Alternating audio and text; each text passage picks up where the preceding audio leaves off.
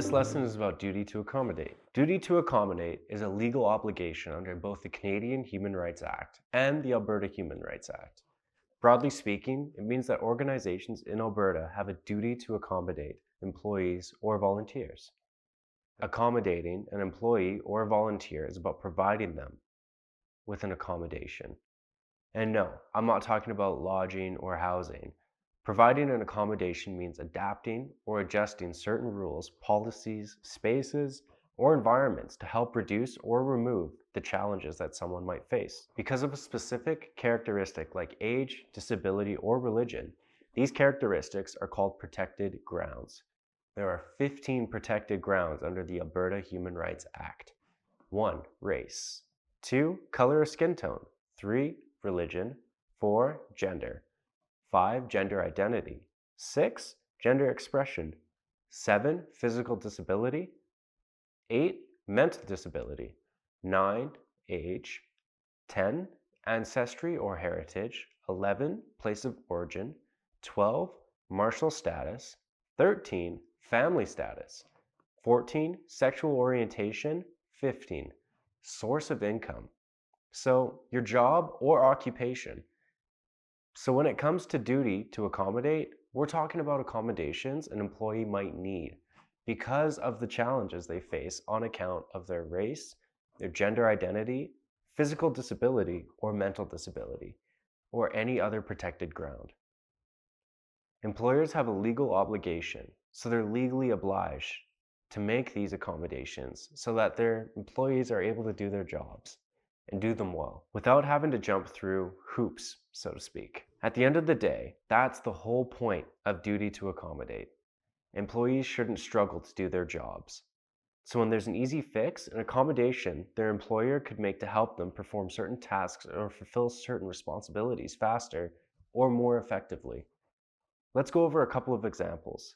Say an organization allows one of their employees to take some time off to attend a medical appointment or an important event, maybe a powwow or a Lunar New Year celebration.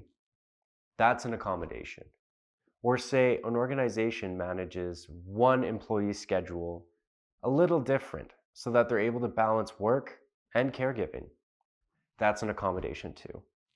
Or maybe an organization provides an employee who is blind or visually impaired with some kind of assistive technology like a screen reader, for example, or maybe they just have adjustable desks. So desk where you can adjust the height. To accommodate an employee who uses a wheelchair or an employee with dwarfism, maybe they even have a room where employees who practice Islam can go do their prayers throughout the day, or where neurodivergent employees can go to self-regulate. These are all accommodations. An accommodation is any modification or adjustment that allows an employee to participate more fully in the workplace. That is, more thoroughly or wholeheartedly, so that they are on par, so to speak, with their colleagues, meaning they are not a disadvantage relative to their colleagues. The accommodation makes it so that they're on equal footing, quote unquote. Consider, for instance, the employee that's balancing work and caregiving. If his office had not just adjusted his schedule, he would have to miss 2 hours worth of work every day in order to pick up his kids from school. But because his employer adjusted his schedule, he can now do those 2 hours of work in the evening after his kids have gone to sleep. So he can work a total of 8 hours a day, just like his colleagues. The fact that the employers have a duty to accommodate means they must take reasonable steps to accommodate their employees to meet their needs. The key word here is reasonable. Employers must take reasonable steps to employee needs. Legally, this means they have to try to adjust employees' needs up to the point of undue hardship.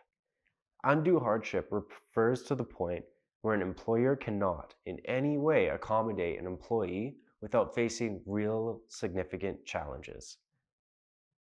For example, having to relocate or having to spend hundreds of thousands of dollars, or having to break the law, for instance, having to build a ramp or install an elevator or a lift that goes against city bylaws. Another case of undue hardship would be if the accommodation put other people in danger.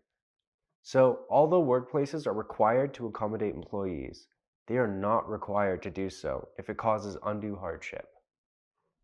Undue hardship is the limit when it comes to accommodations. It's when the cost or risk of accommodating someone is simply too big, making it unreasonable or unrealistic. It's really hard to prove undue hardship under the law. That's because very few accommodations cost more than $500. In fact, most accommodations cost nothing at all. They're free, meaning they're feasible or doable for pretty much any organization. When an employee requests an accommodation and an employer refuses or just fails to accommodate them, well, it's not good. Unless there's proof of undue hardship, failing to accommodate an employee will result in fines or complaints with the Human Rights Commission. It will also affect the organization's reputation and not to mention the morale of the other employees. Apart from the fact that duty to accommodate is the law, accommodations are key when it comes to developing an inclusive culture. When an organization is willing to accommodate its employees, it shows them that they are valued members of the organization, that the organization wants them there and is willing to make adjustments and modifications in order to keep them there. Accommodations are also key to retention, maybe something we'll talk about more in Module 6. If an employee is not being accommodated or is made to feel like a burden when they ask for an accommodation, chances are they'll leave to find an organization that will accommodate them. And keep in mind that an organization that only accommodates its employees to avoid legal action is not really inclusive. So we are not going to make staff feel included by providing accommodations only when we absolutely have to. We're going to make employees feel like they are a burden to us, like they are annoying or inconvenient, which is going to push them away. And so, what are some things to consider in terms of disability, indigeneity, and racialized newcomers? Our 3 Jedi lenses. For starters, let's consider the fact that accommodations are not just about disability. Everybody will need accommodations at some point or another. However, it is worth noting that more and more Canadians are identifying as having a disability, and that the working age of Canadians is going up, meaning there will be more people with age-related disabilities in the workforce. So employers probably will see more requests for disability-related accommodations over the coming years. But this isn't something employers should be afraid of. A lot of the time, people think accommodations for employees with disabilities are different for other accommodations, that they're somehow bigger or more expensive or maybe more complex than the accommodations we might give non-disabled employees. This really isn't true. It's an idea that stems from ableism, the system of oppression targeting people with disabilities. An accommodation is an accommodation, and it shouldn't matter whether you're providing that accommodation on the basis of an employee's religious beliefs, their caregiving responsibilities, or their disability. There's no reason to believe accommodating one person would be costlier or more challenging than the other. Again, we can trace this back to ableism. If you'd like to learn more about ableism, I encourage you to check out Module 2, specifically Lesson 7. Another thing I'd like to point out when it comes to accommodations and disability is the fact that we really can't make any assumptions. There are so many different kinds of disabilities, and there's so much variation between people with the same disability. For example, people with arthritis don't all experience arthritis in the same way. So if an employee comes to you requesting arthritis-related accommodation, try not to make any assumptions about what their needs might be, because it can vary so much from person to person and from situation to situation.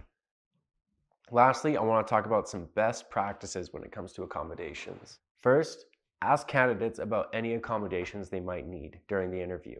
Second, be sure to ask new hires about any accommodations during the onboarding process. So what are their accessibility needs at the moment? Third, check in with employees periodically because, as we know, our needs change over time. To learn more, I encourage you to consult the PDF in this lesson. I recommend revisiting the content about accessibility in Module 2. And in the next lesson, Lesson 4, we're going to talk about accommodation plans.